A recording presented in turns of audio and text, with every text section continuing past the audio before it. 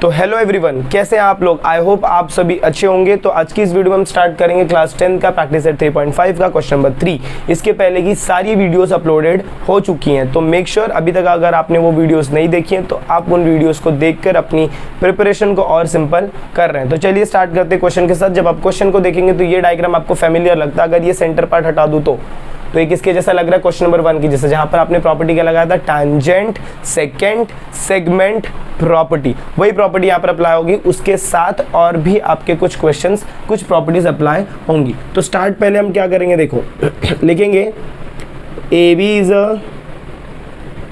Tangent to the circle at point B. A B is a tangent, A B जो है ये tangent है कहाँ पर, एट पॉइंट बी। देयरफॉर क्या लिखोगे, therefore by tangent second segment property. Tangent second segment property क्या बोलता है, टैंजेंट सेकेंड सेगमेंट प्रॉपर्टी ये बोलता है कि ए बी का जो स्क्वायर है भाई वो किसके इक्वल रहेगा, A C into A D, AC into AD। अब आपको क्या करना है, वैल्यू सब्स्टिट्यूट करना है। AB का वैल्यू देखो तो 12 दिया है, तो यहाँ पर मैं क्या रखूंगा, 12 रखूंगा और उसका स्क्वायर करूंगा। AC का वैल्यू कितना दिया है, 8, फिर क्रॉस मल्टीप्लाई। AD का वैल्यू नहीं दिया और AD का वैल्यू आपसे पूछा भी है। फर्दर सॉल्व आउट करेंगे तो 12 into 12 upon 8 is equal to your AD। तो जब आप AD को फर्दर सॉल्व करेंगे तो ऐसा क्वेश्चन हमने क्वेश्चन नंबर 1 में सेम किया bro, 2 into 2 upon 12 into 12 into upon 8। तो 4 2 ज़ा 4 3 ज़ा 2 1 ज़ा 2 6 ज़ा 6 3 ज़ा 18। तो AD का वैल्यू कितना हो जाएगा, 18 यूनिट। ऐसे आपको मिल जाएगा AD का वैल्यू। ये क्वेश्चन हमने पहले भी किया है। चलिए इसके बाद सेकंड पार्ट है, आपको DC फाइंड करना है। DC की बात अगर करता हूँ, अच्छा DC के लिए मैं ऐसे लिख सकता हूँ क्या, AD is equal to AC plus CD या फिर AC प्लस DC। रीजन क्या आएगा, A dash D dash C। देखो ना ये तीनों पॉइंट E को अगर मैं छोड़ देता हूँ तो A C और D तीनों पॉइंट एक ही लाइन पे लाई कर रहे हैं, तो क्या लिखूंगा, AC plus CD which is equal to AD और रीजन क्या आएगा, A dash D dash C। अच्छा अब AD का वैल्यू आपको कितना मिला, 18 मिला, तो इधर पुट करेंगे 18। AC और DC में से आपको किसका वैल्यू दिया भाई, AC का वैल्यू दिया, तो इधर 8 आ गया, प्लस ये हो गया मेरा DC। ये 8 को इधर लेकर जाओगे तो ये होगा 18 minus 8 is equal to your DC।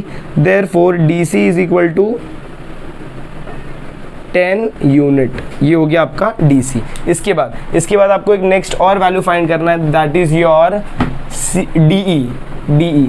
जब आप DE फाइंड करोगे तो यहाँ पर आप ये प्रॉपर्टी नहीं लगा सकते, A डैश या फिर देखो ना अगर कॉर्ड रहेगा तो यहाँ पर लगा सकते ना D dash E dash C, but आप वो प्रॉपर्टी नहीं लगाओगे। क्यों, क्योंकि यहाँ पर एक लाइन भी आपको दिख रहा है जो कि है परपेंडिकुलर। तो यहाँ पर आपका थ्योरम लगेगा, perpendicular drawn from the centre to the chord bisects the chord. Bisects the chord मतलब क्या, कि आप यहाँ पर क्या लिखोगे, देखो मुझे क्या फाइंड करना है, DE। तो ये जो DE है मेरा, ये हाफ ऑफ DC होगा और इसका रीजन क्या आएगा, परपेंडिकुलर। ये साइन का मतलब परपेंडिकुलर होता है, perpendicular drawn from the centre of circle to the chord bisects the chord. Bisects the chord मतलब वो 2 इक्वल पार्ट्स में डिवाइड कर रहे हैं, मतलब आपका जो DE रहेगा वो DC का क्या रहेगा, हाफ रहेगा। फिर आप फर्दर लिखेंगे DE is equal to half of DC का वैल्यू आपको कितना दिया है, अभी हमने फाइंड किया 10 यूनिट, तो यहाँ पर क्या पुटअप करोगे 10। Therefore DE is equal to 5 unit. फिर लास्ट में आपको स्टेटमेंट क्या लिखना है, आपका जो फाइनल आंसर रहेगा उसमें आप फर्स्ट स्टेटमेंट क्या लिखोगे, AD is equal to 18 unit. Second statement आपका जो रहेगा वो DC is equal to 10 unit and जो थर्ड स्टेटमेंट वो आपका रहेगा DE is equal to 5 unit. ऐसे रहेगा आपका फाइनल आंसर। तो please take a note of this. तो चलिए मूव ऑन करते हैं next question, that is your question number 4 की तरह। जब आप क्वेश्चन नंबर 4 देखते हैं तो इसमें आपको ऐसा डायग्राम मिलेगा। अभी तक हमने 3 डायग्राम किया, जिसमें फर्स्ट डायग्राम था circle with a tangent and second diagram था उसमें कॉर्ड्स ही थे, बट वो जो कॉर्ड्स थे ना वो अंदर ही सर्कल के क्या कर रहे थे, टच कर रहे थे। और जब आप इसमें देखेंगे तो ये भी आपके क्या है, सर्कल के कॉर्ड्स ही हैं, बट ये जो कॉर्ड्स है ये सर्कल में अंदर नहीं टच कर रहे, कहाँ पर टच कर रहे हैं, बाहर कट कर रहे हैं। जब भी ऐसा आपको क्वेश्चन दिखता है और सर्कल में आपका जो कॉर्ड है वो बाहर एक्सटर्नल टच कर रहा है, तो आपका जो प्रॉपर्टी लगेगा वो होता है theorem of external division of chord. अच्छा, जब मैं एक्सटर्नल डिवीजन ऑफ कॉर्ड की बात करता हूँ तो हमेशा मुझे ये वाले पॉइंट से चलना है जहाँ से मेरा V बन रहा है। तो P से बन रहा है, तो P से मैं पहले फर्स्ट पॉइंट तक जाऊँगा तो PQ हो जाएगा, फिर मल्टीप्लाई का साइन, फिर P से ही सेकेंड पॉइंट तक जाऊँगा तो क्या हो जाएगा, PR हो जाएगा, फिर इक्वल टू का साइन। फिर ये वाले लाइन में भी सेम, P से S तक जाऊँगा फर्स्ट पॉइंट, फिर मल्टीप्लाई P से T जाऊँगा। रीजन इसका क्या आएगा, by theorem of external division of chord. अब चलो यहाँ पर जब आप चेकआउट करोगे तो आपको क्या चाहिए, PQ का वैल्यू, QR का वैल्यू, PS का वैल्यू और TS का वैल्यू। बट मुझे क्या चाहिए, PQ, PR, PS, PT, इतना वैल्यू चाहिए। PQ का वैल्यू दिया है, फिर PS का वैल्यू दिया है और TS आपसे पूछा है, बट ये PR नहीं दिया। अगर आप PR मिल जाएगा तो आप PT फाइंड कर सकते हो, एक बार PT मिल गया तो आप क्या फाइंड कर सकते हो, TS। तो सबसे पहले मुझे क्या फाइंड करना पड़ेगा, PR। तो देखो मैं कैसे स्टेटमेंट लिखता हूँ, PR के लिए मैं क्या लिखूंगा, ये तीनों पॉइंट्स एक ही लाइन पे लाई कर रहे हैं, मतलब कोलिनियर पॉइंट्स। तो मैं क्या लिखूंगा, PR is equal to PQ plus QR। Reason क्या रहेगा, P dash Q dash R। Further PR का वैल्यू मुझे चाहिए, PQ का वैल्यू देखो कितना दिया, 6 प्लस ये वैल्यू दिया 10, तो PR का वैल्यू मेरा कितना हो जाएगा, 16 यूनिट। चलो PR मुझे 16 यूनिट मिल गया। अब मैं क्या लिखूंगा, कॉर्ड, कौन से chord TS and chord QR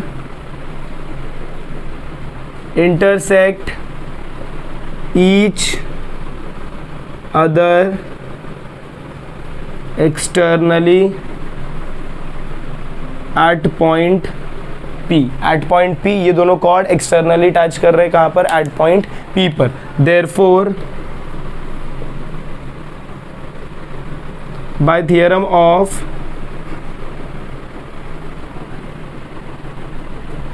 external division of chords, therefore by theorem of external division of chord क्या स्टेटमेंट आएगा, P से Q तक जाएंगे तो PQ, फिर P से R तक जाएंगे तो PR, P से T तक जाओगे तो PT और P से S तक जाओगे तो PS। याद रखना P को छोड़ के 1 2 3 4 पॉइंट, तो यहाँ पर 4 स्टेटमेंट और सब में P आपका क्या रहेगा, कॉमन। जो भी वहाँ का वैल्यू रहेगा वो कॉमन रहेगा।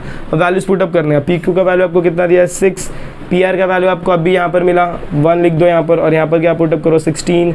PT का वैल्यू आपको कितना है, नहीं दिया, ये हमको चाहिए। PS का वैल्यू देखो कितना दिया, 8। अब ये 8 को इधर लाओ तो 6 × 16/8 is equal to your PT। अच्छा, अब इसको जब आप फर्दर सॉल्व करोगे तो देखो कैसे सॉल्व करेंगे। ये ऐसे होता है 6 × 16/8, तो 2 3 ज़ा 2 4 ज़ा 4 1 ज़ा 4 4 ज़ा और 4 3 ज़ा आपका कितना होगा, यहाँ पर आएगा 3 × 4 is equal to your PT। Therefore 12 units is equal to your PT। तो PT का वैल्यू आपका कितना हो गया, 12 यूनिट। इसके बाद आपको नेक्स्ट स्टेटमेंट क्या सॉल्व करना है, PT चाहिए था क्या आपको, नहीं, आपको क्या चाहिए, TS चाहिए। ध्यान से देखो तो PS और T ये तीनों एक ही लाइन पे लाई कर रहे हैं, मतलब कैसे पॉइंट है, कोलिनियर पॉइंट्स। तो आप क्या लिखोगे, PT is equal to PS plus ST। Reason क्या आएगा, P dash S dash T आएगा। अभी PT का वैल्यू आपको कितना मिला, यहाँ पर 12 मिला, तो यहाँ पर 12 रखेंगे। PS का वैल्यू आपको देखो कितना दिया, 8 दिया, तो यहाँ पर क्या रख दूंगा मैं, 8 रख दूंगा प्लस ST, मतलब मुझे क्या फाइंड करना है, लोग ने बोला है TS फाइंड करो। तो ये 12 इधर जाएगा, तो 12 - 8 is equal to your TS। Therefore TS is equal to 4 unit. फिर लास्ट में आपका फाइनल का आंसर क्या आएगा, therefore the length of TS is equal to 4 unit. बहुत ही सिंपल क्वेश्चन था, please take a note of this. तो चलिए मूव ऑन करते हैं next question, that is your question number 5 की तरफ। क्वेश्चन नंबर 5 जब आप देखते हैं तो इसमें बहुत ही सिंपल बोला है, बट थोड़ा सा दिमाग लगाना पड़ेगा। इसमें आएगा आपका chapter number 2, that is your Pythagoras theorem. तो ध्यान से सुनने का, देखिए क्वेश्चन गिवन जब आप रीड आउट करते हो तो क्या बोला, DF is the tangent at point F, R is the radius of the circle. आपको क्या प्रूफ करना है, DG इधर है, DG into GE is equal to 4R², मतलब रेडियस का वैल्यू। एक कंस्ट्रक्शन होगा, आपको GF को क्या करना पड़ेगा, यहाँ से ज्वाइन करना पड़ेगा। जैसे आप GF को ज्वाइन करते हो तो यहाँ पर अगर आप देखोगे तो ये जो GF है ना, ये इसको परपेंडिकुलर है।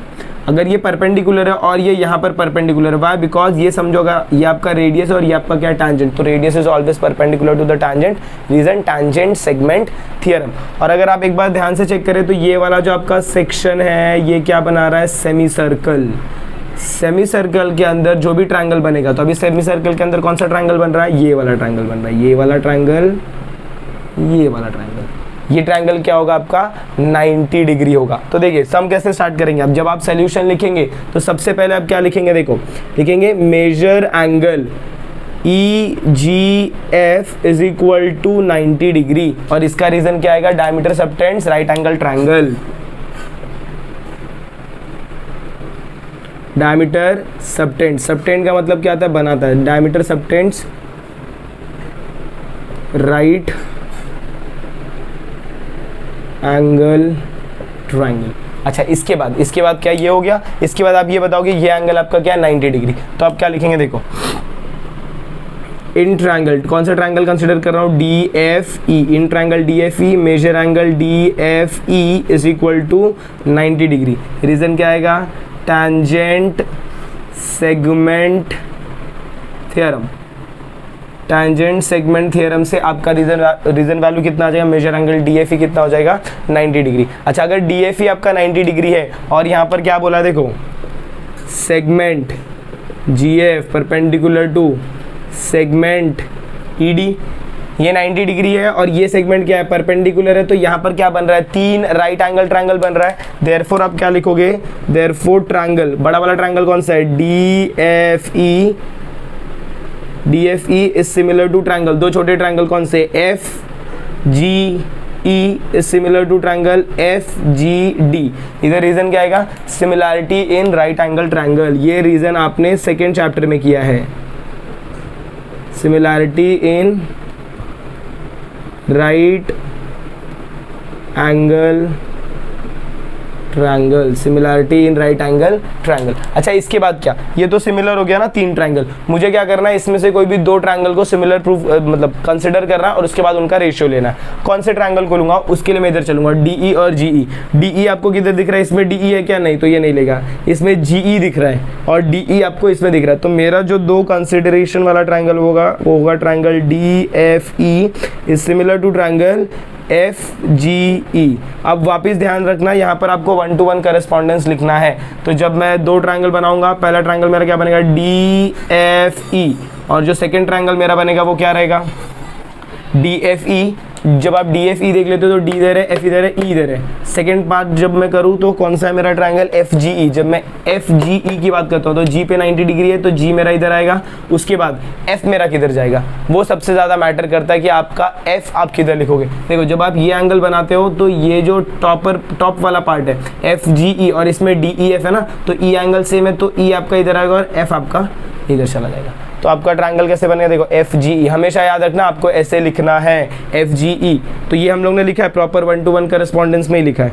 उसके बाद आप क्या निकालेंगे, रेशियो। जब आप रेशियोज निकालेंगे तो रेशियो क्या होगा, DF upon FG is equal to FE upon GE is equal to DE upon FE मतलब क्या, EF भी आप बोल सकते हो। चलिए ये वाले वैल्यूज को तो लेना है क्योंकि GE और DE इधर दिख रहा है, तो मैं कौन से वैल्यू को कंसिडर करूंगा, FE अपॉन EG, या फिर आप इसको क्या बोल सकते हो, GE, और यहाँ पर क्या रहेगा DE अपॉन FE। अब आप क्या करेंगे, क्रॉस मल्टीप्लाई। जब आप क्रॉस मल्टीप्लाई फर्दर करेंगे तो FE इंटू FE क्या होगा, ऐसे होगा ना, FE multiply by FE is equal to DE multiply by GE, बराबर। आप इसको FE इंटू FE मल्टीप्लाई करेंगे तो ये आपका, और यहाँ पर DE इंटू GE मल्टीप्लाई करेंगे तो आपका वैल्यू कितना हो जाएगा, FE स्क्वायर हो जाएगा, F इंटू FE स्क्वायर हो जाएगा। और जब आप इसको सॉल्व करेंगे तो DG इंटू GE आपका सेम ऐसे ही रहेगा, DE इंटू GE। अब FE का वैल्यू आपको कितना दिया है, FE का वैल्यू बोलोगे आप सर दिया ही नहीं है, बट ध्यान से अगर आप देखिए तो FE क्या है, डायमीटर है। डायमीटर क्या होता है, ट्वाइस ऑफ रेडियस, मतलब यहाँ पर क्या हो जाएगा 2r the whole square is equal to DE into GE।